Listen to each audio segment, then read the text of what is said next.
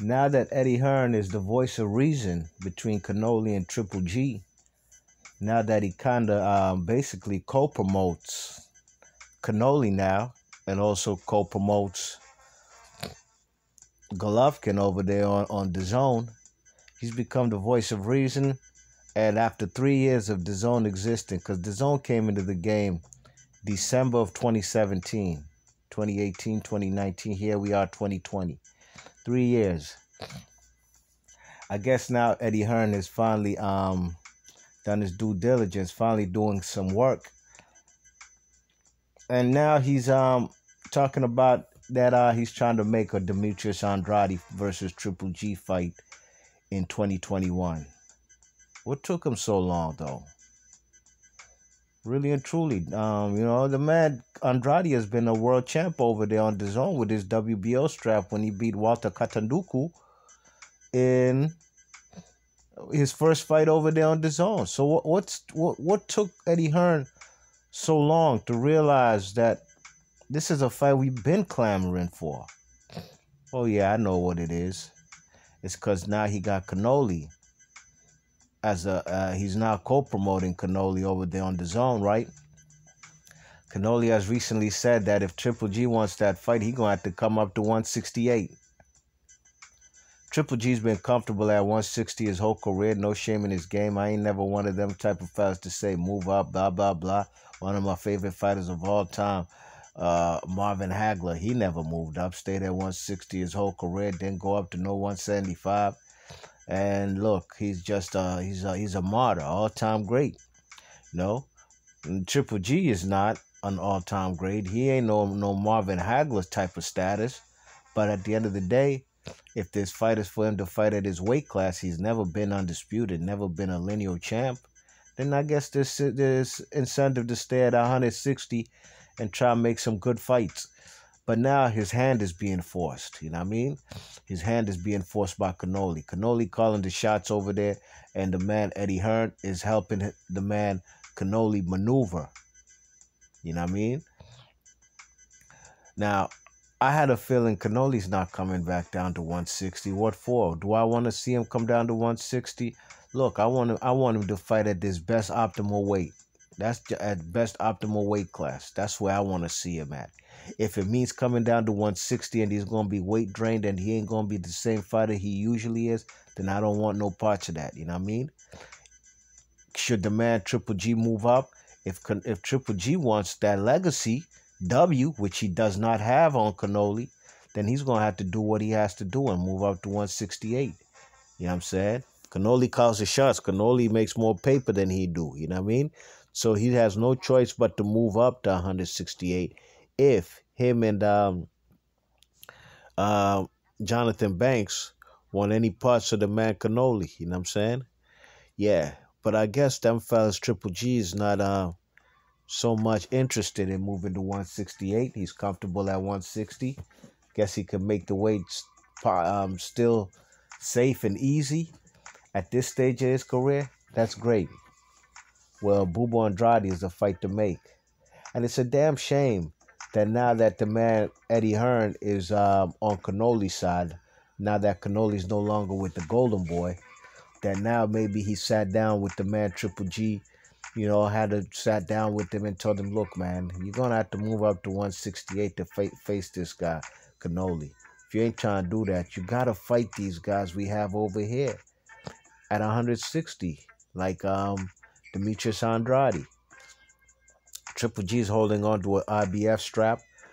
The man Bubo Andrade got a WBO. That should be an easy unification to make. As a matter of fact, it should be their next fight. Should be the next fight. There's a lot of pussyfooting going on around in boxing right about now. Triple G needs to fight Andrade. What's his name? The kid, Teofimo Lopez, needs to fight the man Devin Haney. Tyson Fury and Wilder need to get their shit popping. And who else? Errol Spence and Bud Crawford. There's no ifs, ands, or buts about it and no way around it. We don't want to see none of these guys face anybody else besides those guys I mentioned. You know, I've seen this clown on DAZN, Chris Mannix. I don't listen to that clown as far as like go out of my way to listen to him. I might hear him when I'm watching a DAZN broadcast. And this guy is such a dummy, such an idiot. The man even came over there to the man, Max Kellerman's what's his name show? Max on Boxing on ESPN, talking about the best fight to be made in boxing right now is Jamal Charlo. Jamal Charlo, 160-pound title holder with the WBC versus Bubu Andrade. Are you serious? That's not what we want to see. You know, we ain't going to be putting two black fighters against each other because the other fighters who got the complexion for protection, as in Cannoli and Triple G, don't want to face the black fighters. That's what we're not going to do. You know what I'm saying? I hear some people out here was talking about, oh, they talking about Cannoli beat the man Triple G. I had the first fighter draw. The second fight for sure, I had Cannoli winning quite comfortably. I had it 8-4, you know. But they talking about that we shouldn't be talking about the man Cannoli aged Triple G. Don't do that stupid shit, man. Don't do that because you know just like I do, the man aged Triple G. He waited for Triple G to look vulnerable versus Danny Jacobs. Then he called him for that fight. Right, yeah. How did Triple G get a WBC belt? Because he was a mandatory for a guy by the name of Cannoli who had a WBC belt. Cannoli ain't want to fight that guy at the time, and he decided to vacate the strap in order not to fight the man Golovkin at the time, before Golovkin faced the Danny Jacobs and them, you know what I mean? So some people be trying to tell y'all some nut ass shit on these YouTube streets. Like, man, they ain't been watching boxing longer than they probably been alive. You heard? Now, that's what we're not going to do. You know what I mean? We all know how the man Cannoli aged the man Triple G out. And they talking about, what is this age thing? Like, what the fuck you mean what is age? Man, boxing's boxing. When did fighter A fight fighter B? You know what I'm saying? It's about timing. You know what I mean? When did the man Teofimo Lopez fight the man Lomachenko? When he was 10 years younger than the man. And he beat him, which is great, all well and fine. But guess what? Both guys were not in their prime. They weren't prime for prime, you know what I'm saying? You check it? So that's what we're not going to do. When Mike Tyson fought the man Lennox Lewis, man, you think these guys were in their prime? That was 2002? Them fellas should have fought in 1996 when the man Tyson was ducking Lennox Lewis. Took the, you know what I'm saying? Dropped his WBC belt he got off of Frank Bruno in order not to face the man. So it's about timing. Why that fight ain't happened in 96? So we ain't going to talk about, oh, what is this time? Or like, what is this talking about? Oh, he aged him out. That's exactly what he did. That's exactly what he did, Slim. You check it. So, you know, Bubu Andrade, I hope he gets this Triple G fight. Eddie Hearn, you know, the man should have been made this fight for his black fighter over there on DAZN. You know what I'm saying? That guy been languishing in obscurity over there on DAZN. If you so-called promote the man Golovkin and the man Bubu Andrade, you should have been made that fight. You know what I'm saying? Yeah.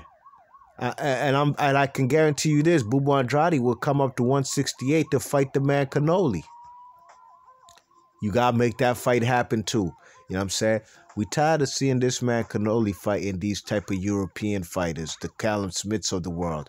These guys ain't going to put up no fight. He about to fight. They trying to make him fight Avni Yildirim. You know? That's for a whole nother video. Matter of fact, fuck it. We could talk about it right now. You know what I mean? It's going to be a, you know, multi-purpose, multitasking type of vid, you know what I'm saying? You know, the man Cannoli don't want no parts of David Benavidez, never uttered his name ever in life, you know what I'm saying? Never mentioned his name one bit.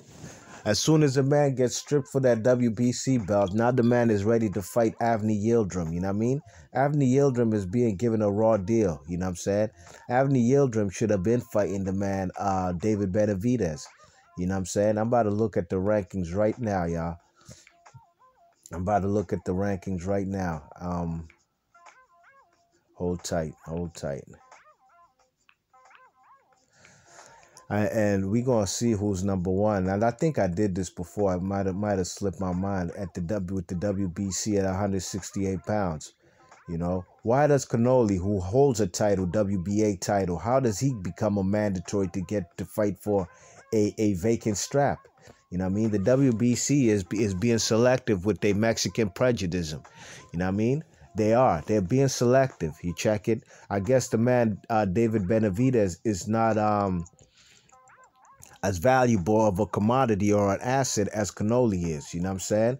Look at this WBC. You know what I mean? Number one and number two. Number one is David Benavidez. Number two, Avni Yildirim. That's who should be fighting for the vacant WBC strap. And if Cannoli wants to fight the winner, then be my guest. None of those fighters, whomever wins that fight between a fight that should happen between David Benavidez and Avni Yildirim, will decline a Cannoli fight.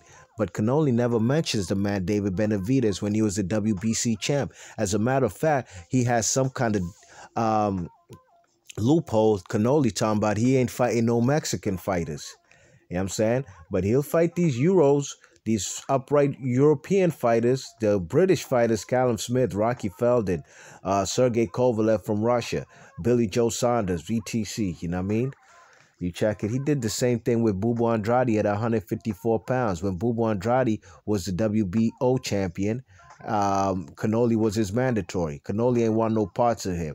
The man, Bubu Andrade, gets stripped for his WBO strap for inactivity, for not fighting in, I guess, 15 months. I can't remember, for not defending his strap in about 15 months. He got stripped. They made the fight between a guy by the name of David Thompson, who was in that Boxino tournament on ESPN Friday Night Fights, versus Liam Smith.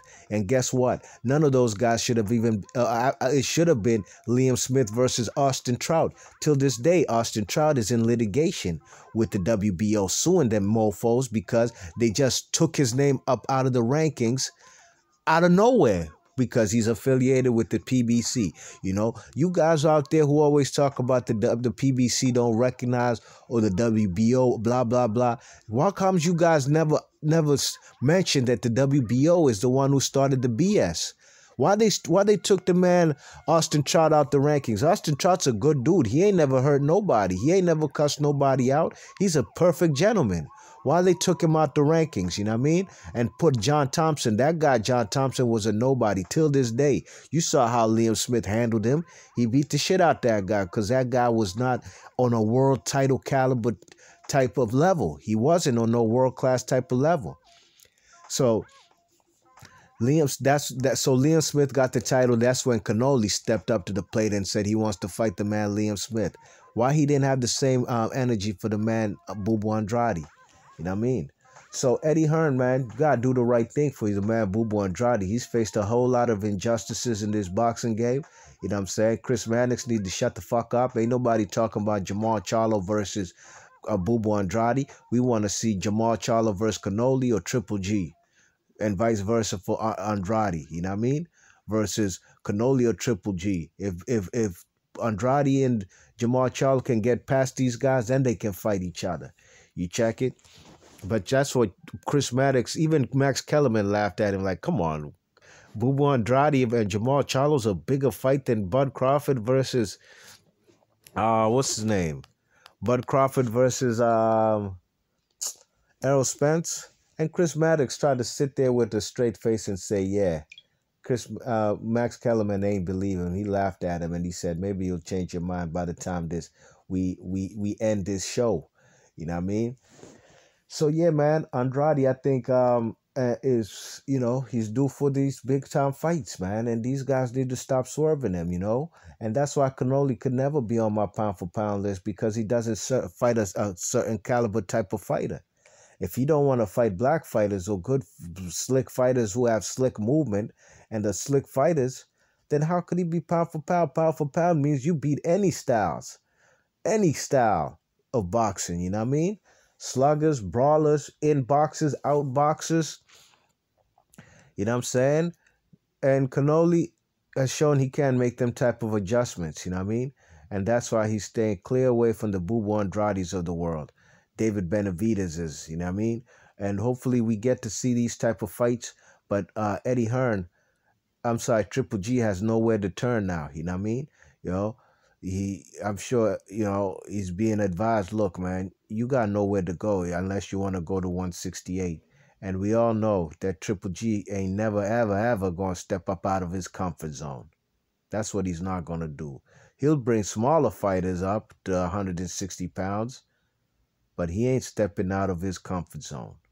B Marsh Boxley, your thoughts and comments. Let me know what y'all think about Triple G and Bubu Andrade and Triple G's hand being forced now by the man Eddie Hearn. But hopefully this ain't just talk, and hopefully they can make that fight happen for both of these guys next. All right, B Marsh Boxley, I'm gone. Peace.